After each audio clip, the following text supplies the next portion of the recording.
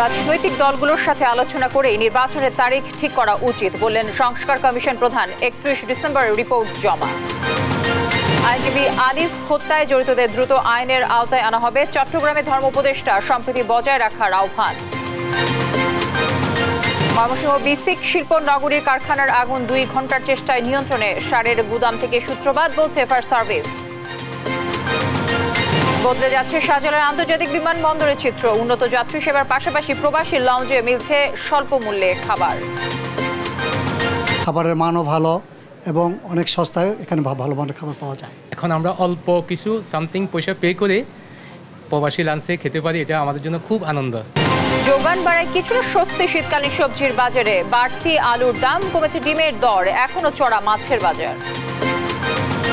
ইউক্রেনে আবারও ক্ষেপণাস্ত্র হামলার হুঙ্কার পুতিনের। যুক্তরাষ্ট্র পারমাণবিক অস্ত্র দিলে পরিণাম ভয়াবহ হবে। এবং ফিফা দ্য বেস্ট 2024 এর মনোনয়ন তালিকা প্রকাশ। ভিনিসিয়াস, রদ্রি, এমবাপ্পের সাথে আছেন মেসিও। দর্শক শুনছিলেন সংবাদ শিরোনামগুলো। সংবাদ দুপুরে আপনাদের সঙ্গে থাকছে আমি তানজিয়া জুথি। এবার বিস্তারিত। ভোট নিয়ে তেমন কোনো চ্যালেঞ্জ নেই নতুন নির্বাচন কমিশনের, এমন মন্তব্য করেন নির্বাচন সংস্কার কমিশনের প্রধান ডক্টর বদিউল আলম মজুমদার। আর নির্বাচনের তারিখ রাজনৈতিক দলগুলোর সঙ্গে আলোচনা করেই নির্ধারণ করা উচিত বলে মনে করেন তিনি। গেল কয়েকটি নির্বাচনে অবৈধভাবে প্রশাসনকে ব্যবহার করা হয়েছে বলেও অভিযোগ করেন বদিউল আলম। বিস্তারিত আলিমুজ্জামান সাফওয়ানের রিপোর্টে। দেশে সুষ্ঠু ভোট নিশ্চিতে নির্বাচন কমিশন প্রার্থী ও নাগরিকের ভূমিকা নিয়ে ছায়া সংসদের আয়োজন করে ডিবেট ফর ডেমোক্রেসি। প্রতিযোগিতায় প্রস্তাবের পক্ষে অংশ নেয় কবি নজরুল সরকারি কলেজ ও বিপক্ষে তেজগাঁও কলেজ। না হতো, নির্বাচন কমিশনকে সহযোগিতা করতো, সহযোগিতামূলক আচরণ করতো নির্বাচনে, তাহলে মানুষ পর এই সংঘর্ষ আমরা দেখতে পেতাম না, একটি সুষ্ঠু নির্বাচন সম্ভব হতো। এ সময় শিক্ষার্থীরা তাদের যুক্তি তুলে ধরেন। প্রযুক্তি ব্যবহার এবং নির্বাচনের প্রক্রিয়ার স্বচ্ছতা ও অভিযোগ যে নিষ্পত্তি করার ব্যাপারটা থাকে, এই ব্যাপারটাও কিন্তু আমাদের নির্বাচন কমিশনই করে থাকে মাননীয় স্পিকার। এতে অতিথি হয়ে অংশ নেন নির্বাচন সংস্কার কমিশনের প্রধান ডক্টর বদিউল আলম মজুমদার। বলেন, রাজনৈতিক দলের প্রভাব না থাকায় নতুন কমিশনের তেমন কোনো চ্যালেঞ্জ নেই। আমাদের অতীতের নির্বাচন কমিশনগুলো বলছে যে তারা সুষ্ঠুভাবে দায়িত্ব পালন করে নাই, তাদের উপর বিভিন্ন পক্ষ থেকে চাপ ছিল। তো সেই চাপ তো আমরা আশা করি না এবার থাকবে। তো তাদের সবচেয়ে বড় যে ঝুঁকি, যে চ্যালেঞ্জ, সেটা তো অনুপস্থিত। রাজনৈতিক দলগুলোর সঙ্গে আলোচনা করে ভোটের তারিখ ঠিক করা উচিত বলেও মন্তব্য করেন তিনি। তো এই নির্বাচনী রোডম্যাপটা যে ঐক্যমতের ভিত্তিতে, রাজনৈতিক দল এবং অন্তর্বর্তীকালীন সরকারের ঐক্যমতের ভিত্তিতে তৈরি হওয়াটাই আমার মনে হয় সঠিক। তার মাধ্যমে সবাই বুঝবে যে কি কি সংস্কার করা দরকার এবং কোন কোন সংস্কারের ব্যাপারে তারা একমত। অনুষ্ঠানে ডিবেট ফর ডেমোক্রেসির চেয়ারম্যান বলেন, নির্বাচন দেরিতে হলে ফ্যাসিস্ট সরকারের দোসররা আবারও বিশৃঙ্খলা সৃষ্টির সুযোগ পাবে। বাংলাদেশে নজির রয়েছে, শতভাগের বেশি ভোট পড়ার নজির রয়েছে, মৃত মানুষের ভোট দেবার নজির রয়েছে, প্রবাসী অবস্থানকারী মানুষের ভোট দেবার নজির রয়েছে। বাংলাদেশের ইতিহাসে আর কখনো যাতে এই ধরনের শতভাগের বেশি ভোট, মৃত মানুষ ভোট, প্রবাসীরা ভোট এবং কোনো ভূত এসে ভোট দিতে না পারে। নির্বাচন সংস্কার কমিশনের প্রস্তাব 31 ডিসেম্বরের মধ্যে জমা দেওয়ার কথা জানান ডক্টর বদিউল আলম মজুমদার। আলিমুজ্জামান সাফওয়ান, দেশ টিভি, ঢাকা। চট্টগ্রামে আইনজীবী সাইফুল ইসলাম আলিফ হত্যায় জড়িতদের দ্রুত আইনের আওতায় আনা হবে। শুক্রবার সকালে চট্টগ্রামের লোহাগড়া উপজেলার চুন্তি এলাকায় নিহত সাইফুল ইসলামের কবর জিয়ারত শেষে সাংবাদিকদের কথা বলেন তিনি। এ সময় শান্তি শৃঙ্খলা ও সম্প্রীতি যেন বিনষ্ট না হয় সেজন্য সজাগ থাকতে সবাইকে আহ্বান জানান ধর্ম উপদেষ্টা। বর্তমান সরকারকে বেকায়দায় ফেলার জন্য দেশি বিদেশি একটি গোষ্ঠী বেশ তৎপর রয়েছে বলেও জানান তিনি। এ সময় গণশিক্ষা বিষয়ক ডক্টর বিধান রঞ্জন রায় পোদ্দার বলেন, সাম্প্রদায়িক সম্প্রীতি বজায় রাখতে সবাইকে সতর্ক থাকতে হবে। সবার প্রতি আমি আহ্বান জানাবো শান্তি শৃঙ্খলা বজায় রাখার জন্য, যেন এই বিষয়টাকে কেন্দ্র করে বিভিন্ন রকম উস্কানিমূলক ঘটনা না ঘটে এবং এতে আমাদের দেশে বিদেশে ভাবমূর্তি নষ্ট না হয়, যেন আমরা ঐক্যবদ্ধ থেকে সব বিপদ মোকাবেলা করতে পারি। স্পষ্ট করে বলতে চাই, অ্যাডভোকেট সাইফুল ইসলাম আলিফের যারা হত্যাকারী তাদের আইনের আওতায় এনে তাদের দৃষ্টান্তমূলক শাস্তি দেওয়া হবে। দেশে বিদেশে এই গভর্নমেন্টকে বিব্রত করার জন্য একটা গোষ্ঠী তৎপর। তো আমরা কোনো ক্রমেই আমাদের অভ্যন্তরীণ সৌহার্দ্য, সম্প্রীতি, শান্তি, শৃঙ্খলা যাতে বিনষ্ট না হয়, বহাল থাকে, এর জন্য আমাদেরকে অত্যন্ত সজাগ এবং সচেতন থাকতে হবে। প্রায় 2 ঘন্টা পর নিয়ন্ত্রণে এসেছে ময়মনসিংহের মাসকান্দায় বিসিক শিল্প নগরীর আগুন। নিয়ন্ত্রণে কাজ করে ফায়ার সার্ভিসের 10টি ইউনিট। শুক্রবার সকাল 10টার দিকে হেকেম বাংলাদেশ নামের একটি কীটনাশক কোম্পানির গোডাউনে আগুন লাগে এবং তা আশেপাশে ছড়িয়ে পড়ে। গোডাউনটিতে কীটনাশক তৈরির কেমিক্যাল থাকতো বলে জানায় কোম্পানির এরিয়া ম্যানেজার। তবে আগুনের সূত্রপাত কিভাবে হয় তা এখনো নিশ্চিত করতে পারেনি ফায়ার সার্ভিস। এটা এই মুহূর্তে বলা যাবে না, আমরা সম্পূর্ণ রূপে নিরূপণ করার পরে আমরা এটা আমরা জরিপ করব, জরিপ করার পরে বলবো যে কোথা থেকে আগুনের সূত্রপাত। এই মুহূর্তে আমরা বলতে পারছি না, আমরা এই মুহূর্তে আগুন নির্মাণ কাজ করতেছি আর কি। এ যেন বদলে যাওয়া এক চিত্র। শাহজালাল বিমানবন্দরের প্রবাসী লাউঞ্জে মিলছে 15 থেকে 50 টাকায় মানসম্মত খাবার। পাশাপাশি যাত্রীদের পরিবারের সদস্যদের জন্য করা হয়েছে ওয়েটিং লাউঞ্জ। স্বল্প সময়ে লাগেজ পাওয়া সহ শাহজালালের যাত্রী সেবায় সন্তুষ্ট প্রবাসীরা। ইশাত সোহেলের ক্যামেরায় আলিমুজ্জামান সাফওয়ানের রিপোর্ট। মাত্র 15 টাকায় খাবার, অবিশ্বাস্য হলেও এটাই সত্যি। রেমিটেন্স যোদ্ধাদের সম্মান জানাতে বিমানবন্দরে নেওয়া হয় এমন উদ্যোগ। দেশের মাটিতে পৌঁছানোর পর প্রবাসীদের দীর্ঘদিন ধরে অবহেলিত থাকার বিষয়টি নজরে আসে অন্তর্বর্তী সরকারের। এরই অংশ হিসেবে শাহজালাল বিমানবন্দরে নির্মাণ করা হয় বিশেষ লাউঞ্জ। এখানে মিলছে নামমাত্র মূল্যে মানসম্মত খাবার। খাবারের মানও ভালো এবং অনেক সস্তায় এখানে ভালো মানের খাবার পাওয়া যায়। খুবই ভালো লাগছে এখানে আসার পরে। আমি এয়ারপোর্টে এসে এটা আমি প্রথমে খুঁজছি যে প্রবাসী লাউঞ্জটা কোথায়। তো অল্প টাকায় যদি কিছু হয়, যারা প্রবাসে যাচ্ছে ওদের কাছে টাকাও থাকে কম, তো এখান থেকে মানে সীমিত আকারে কিছু খেতে পারতেছে। এখন আমরা অল্প কিছু সামথিং পয়সা পে করে প্রবাসী লাঞ্চে খেতে পারি, এটা আমাদের জন্য খুব আনন্দদায়ক। মাত্র কয়েকদিনের ব্যবধানে তৈরি এই প্রবাসী লঞ্চ পেয়ে প্রবাসীরা যেন তাদের পরিচয় ফিরে পেয়েছে। প্রবাসী লাউঞ্জের পাশাপাশি যাত্রীদের পরিবারের কথা চিন্তায় টার্মিনালের বাহিরে করা হয়েছে ওয়েটিং লাউঞ্জ। এখানে রয়েছে বাচ্চাদের জন্য কিডস প্লেয়িং জোন। এতে আর ঘন্টার পর ঘন্টা অপেক্ষা করতে হবে না বিমানবন্দরে আসা যাত্রীদের পরিবারের সদস্যদের। আমি গত মাসে একবার আসছি, বাইরে দাঁড়ায় থাকতে হয়েছে আমার প্রায় 2-3 ঘন্টা। এখন ধন্যবাদ সরকারকে এই নতুন সুযোগটা করে দেওয়ার জন্য। 4-5 জন লোক আসে, সবাই বসে খাড়ায় থাকতো এয়ারপোর্টের উপরে, অনেক যে নিঃস্বাধীন সবাই বসে রয়েছে একসাথে। এখন সরকার যেটা করছে, বাচ্চাদের জন্য খেলা, ওয়াশরুম, বসার জায়গা এবং কি যাত্রীরা বিশ্রামের জায়গাও নিতে পারছে। আগে সাইডে জুড়ে থাকুন লাগতো, এখন টাকা লাগে না। এখন মোটামুটি ইনশাল্লাহ এই সরকারই মোটামুটি কাজ মোটামুটি সুন্দর করছে। এছাড়া লাগেজ কেটে পণ্য চুরি যাওয়া, দেরিতে লাগেজ পাওয়া কিংবা প্রবাসীদের সঙ্গে দুর্ব্যবহার, এসব ছিল নিত্যদিনের অভিযোগ। এসব সমস্যা মেটাতেও নেওয়া হয়েছে নানা উদ্যোগ। এখানে আসার পরে কিছু মানুষের মানে বিহেভ এত বাজে ছিল, এটা খুব দুঃখজনক। আগের চেয়ে তো এখন তো ডক্টর ইউনূস স্যার আসার পরে প্রত্যেকটা জায়গায় একদম স্ট্রিক্টলি হয়ে গেছে। প্রত্যেকটা জায়গায় খুব ভালো ব্যবহার করে এবং আপনার প্রত্যেকটা জায়গায় প্রবাসীদেরকে সম্মান করা হচ্ছে। গতবার যখন আসছিলাম তো তখন দেখছিলাম যে প্রায় almost 2 to 3 hours I have to waiting for the luggage. আমি মনে করি নতুন টার্মিনালের মতো মনে করি যে এটাই নতুন টার্মিনাল। অন্তর্বর্তী সরকারের চাওয়াতে প্রবাসীদের জন্য এই বিশেষ ব্যবস্থা বলে জানান বেবিচক চেয়ারম্যান। আমাদের প্রধান উপদেষ্টা একটা ছিল যে আমাদের যাত্রী প্যাসেঞ্জার যারা আছে তাদেরকে যেন আমরা সর্বোচ্চ সম্মান করতে পারি, সাহায্য সহযোগিতা করতে পারি, তাদেরকে যেন আমরা রেমিটেন্স যোদ্ধা বেসিক করে তাদেরকে যেন আমরা ভালোভাবে সব কিছু সাপোর্ট দিতে পারি। এখন গেলে আপনি দেখবেন যাত্রী সাধারণ ভিতরে বড় জায়গা করে দেওয়া আছে, এয়ার কন্ডিশন কম্পার্টমেন্ট করা আছে, অত্যাধুনিক ফুড দেওয়া আছে, কম পয়সায় ভালো খাবার দেওয়া হচ্ছে, তারপরে বাথরুমগুলো অত্যাধুনিক করে দেওয়া আছে। সবাই খুব আনন্দে, যাত্রীরা বসে আছে ওখানে, রেস্ট নিচ্ছে, ঘুমাচ্ছে, যে ব্যাগ লাগেজ নিয়ে কোনো টেনশন, নিরাপত্তার কোনো সমস্যা নেই। বাইরে নিরাপত্তা গার্ড দেওয়া আছে যাতে ওনাদের কোনো জিনিসপত্র খোয়া না যায়। হাজার কোটি টাকার প্রকল্প নয়, সরকারের ইতিবাচক মনোভাবই স্বস্তি এনে দিয়েছে প্রবাসীদের।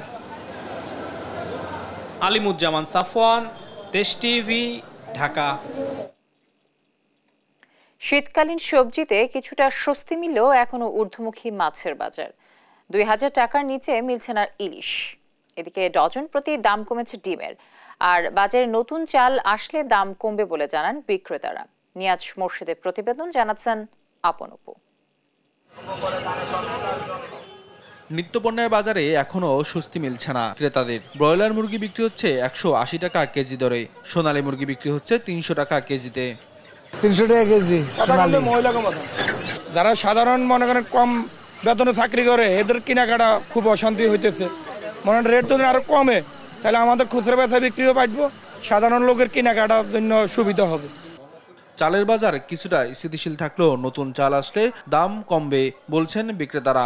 ডিম বিক্রি হচ্ছে 5 টাকা কমে 135 টাকা ডজন।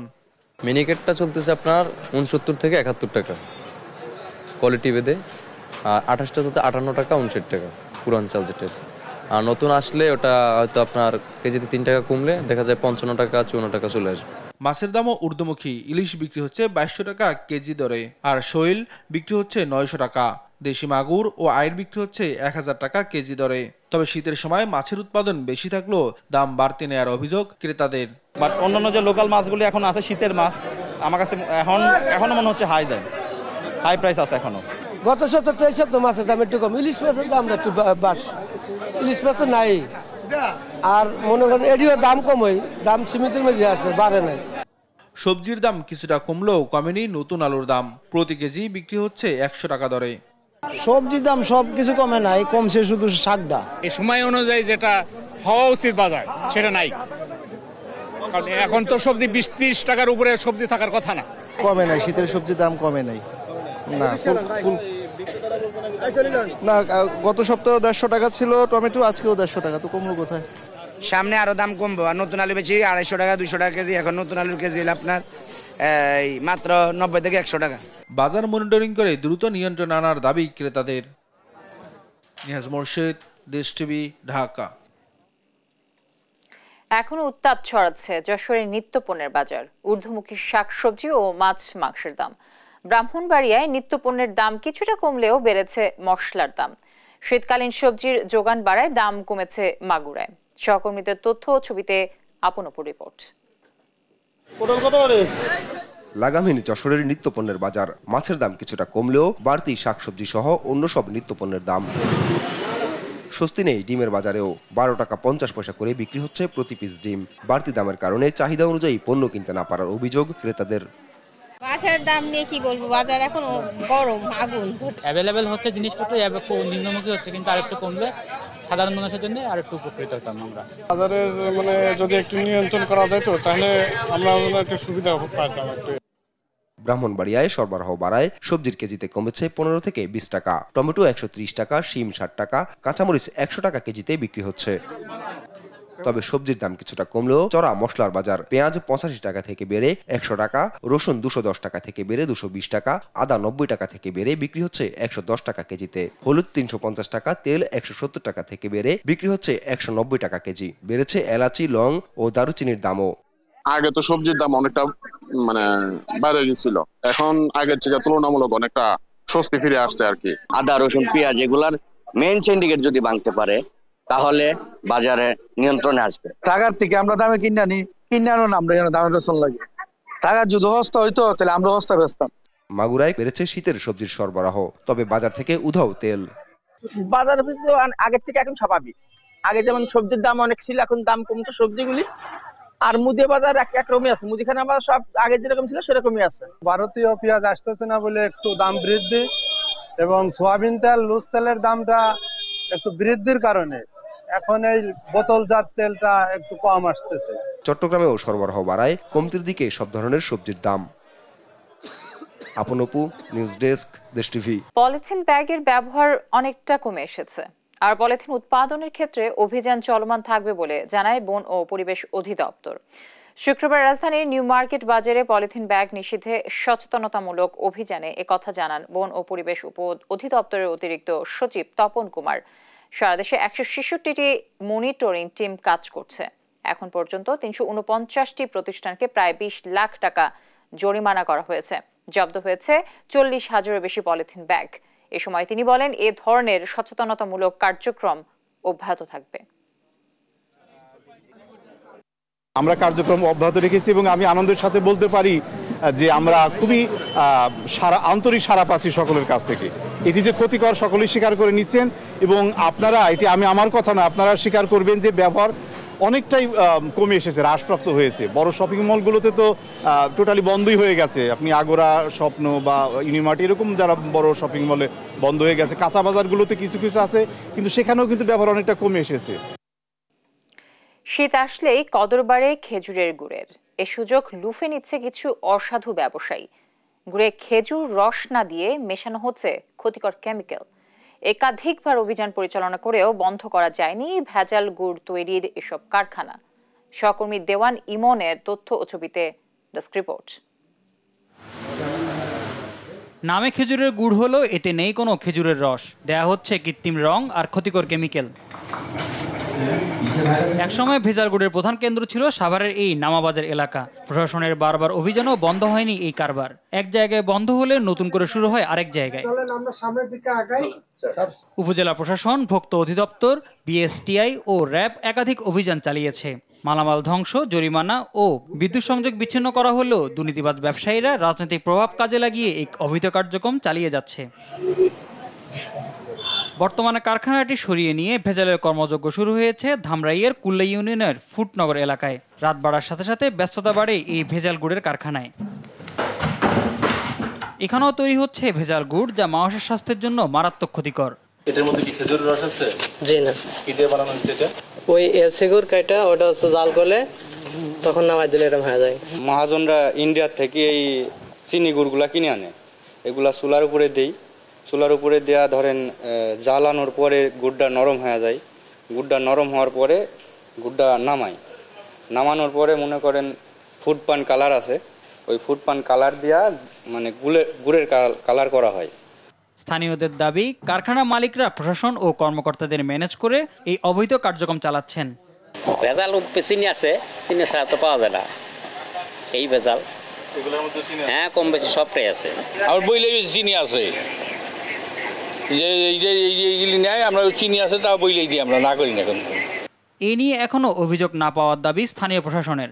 যে অবৈধ গুড় কারখানার যে বিষয়টি বললেন, এটি অবশ্যই আমাদের নোটিফিকেশন আসলে আমরা এটির বিরুদ্ধে অতীতে যেরকম মোবাইল কোর্ট পরিচালনা করা হয়েছে, এখনো মোবাইল কোর্ট পরিচালনা করা হবে। ভেজাল গুড়ের কারখানায় অভিযান ও জরিমানা ছাড়াও কার্যকর পদক্ষেপ নেওয়া প্রয়োজন বলে মনে করেন সচেতন মহল। নিউজ ডেস্ক, দেশ টিভি। ফ্যাসিবাদ বিরোধী সব শক্তিকে ঐক্যবদ্ধ থাকতে হবে, তা না হলে আবারও তারা মাথাচাড়া দিয়ে উঠবে, এমন মন্তব্য করেছেন বিএনপির স্থায়ী কমিটির সদস্য নজরুল ইসলাম খান। শুক্রবার জাতীয় প্রেস ক্লাব মিলনায়তনে খেলাফত আন্দোলনের ৪৩তম প্রতিষ্ঠা বার্ষিকী উপলক্ষে আলোচনায় তিনি অন্তর্বর্তী সরকারকে ফ্যাসিবাদ বিরোধী সব শক্তি সাথে যোগাযোগ করে একসাথে লড়াই করার আহ্বান জানান। কোন দল ক্ষমতায় আসবে এটা সরকারের ভাবনার বিষয় না, জনগণ ঠিক করবে বলেও জানান তিনি। দেশে বিদেশে তাদের অনেক সুবিধাভোগী, তারা নানা নামে নানা কৌশলে এদেশে বিশৃঙ্খলা সৃষ্টির চেষ্টা করছে। তারা আমাদের আন্দোলনের সাফল্যটাকে ব্যর্থ করে দেওয়ার চেষ্টা করছে। আমাদের যদি ঐক্যবদ্ধভাবে তাদের প্রতিহত করতে না পারি, তাহলে তারা কিন্তু ওই পরাজয়ের প্রতিশোধ নিয়ে ফেলবে। এখন যে সরকার দায়িত্বে আছে তারা হলেন অন্তর্বর্তীকালীন সরকার, ওনারা কোনো দলের লোক না। কাজে কোন দল ক্ষমতায় আসলো বা না আসলো তাতে তাদের কিছু আসে যায় না।